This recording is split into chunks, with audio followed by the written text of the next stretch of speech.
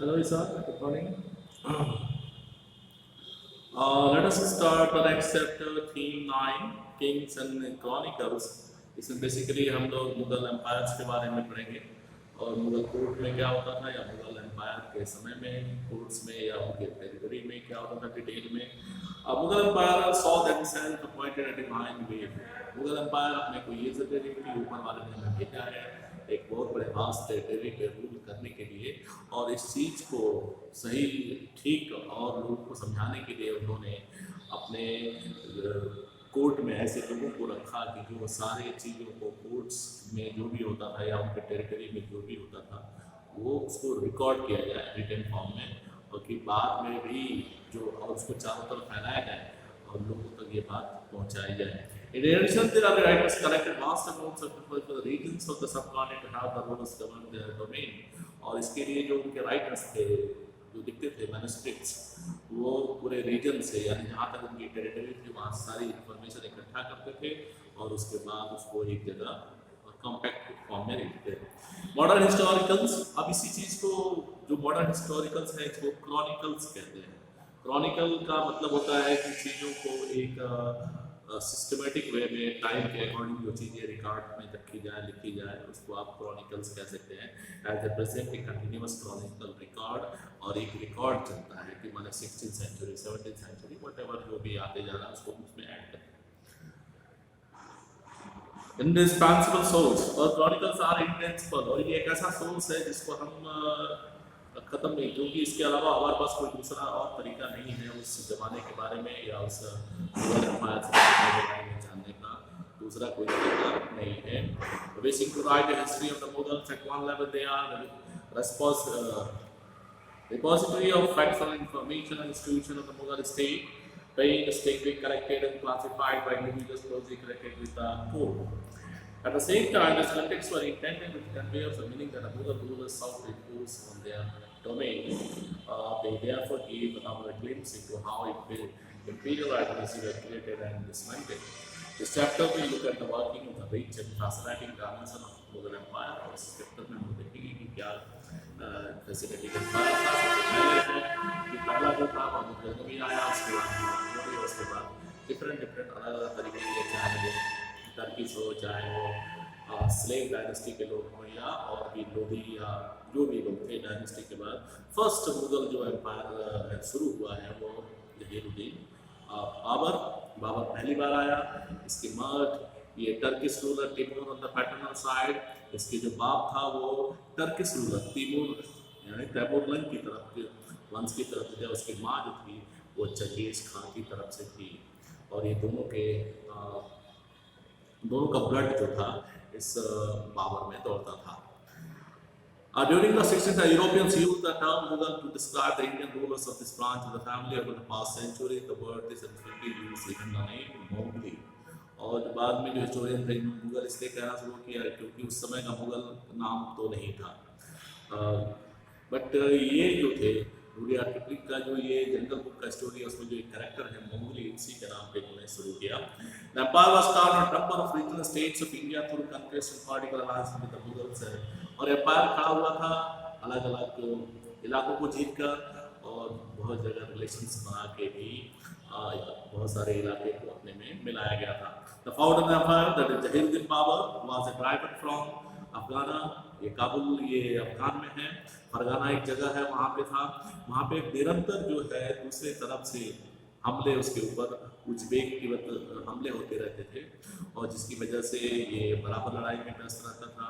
इसी तरह 1526 में उज्बेकों ने इसको और युद्ध में इसको और पीछे ढकेल दिया और धीरे धीरे ये इंडियन सब कॉन्टिनेंट की तरफ बढ़ने लगा, क्योंकि उसे और टेरिटरी भी चाहिए थी, रिसोर्स भी चाहिए था कि वो अपने कबीले को सरवाइव करा सके। और फाइनली वो 1526 में इंडिया में इंटर कर जाता है।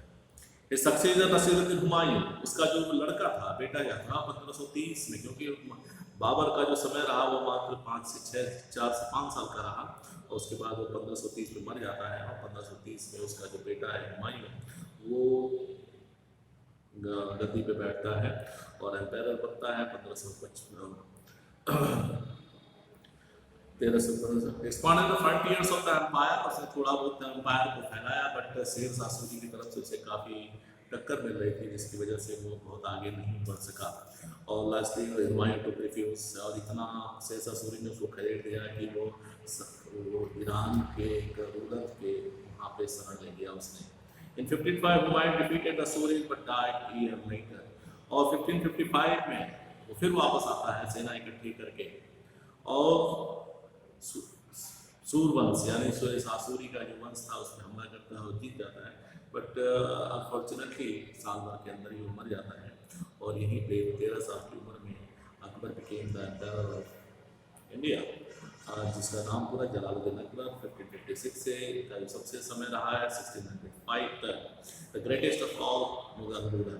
ये पूरे मुगल रूलर एम्पायर में सबसे ग्रेटेस्ट माना जाता है, क्योंकि इसके समय में ही सबसे ज़्यादा टेरिटरी का एक्सपांसन हुआ, making the largest, strongest and the richest kingdom of the time। उस जमाने का सबसे बड़ा किंगडम, सबसे लार्जेस्ट किंगडम और सबसे रिचेस्ट किंगडम, क्योंकि ये इकोनॉमिक पॉइंट ऑफ व्यू में भी हम लोग देखते हैं during the time of Akbar regime the whole the economy of the Akbar empire was nearly 24% of world GDP, यानी पूरे वर्ल्ड की जीडीपी का 24% सिर्फ अकबर के एम्पायर में था। इससे आप अंदाजा लगा सकते हैं कि अकबर का जो एम्पायर का जो समय रहा है वो कितना रिच रहा होगा, और नियरली 76% जो है वो पूरे वर्ल्ड की इकोनॉमी जीडीपी की उस समय। Akbar succeeded his in turning the frontiers of the empire to the Hindu Kush mountain, तक इसने अपना फ्रंटियर बनाया and the empire to the Hindus mountains and the check the expansion designs of Uzbek जो बार बार हमला करते थे एशिया की तरफ से, और उसके बाद सफलीद जो थे वो उनको भी उसने इस हमलों को रोक दिया। Akbar had 3 fairly able successors, और उसके बाद इसके 3 जो अच्छे सक्सेसर हुए यानी वंश इनके वारिस हुए, वो शाहजहां, दैट इज जहांगीर, जहांगीर के बाद शाहजहां, शाहजहां एंड लास्ट था औरंगजेब।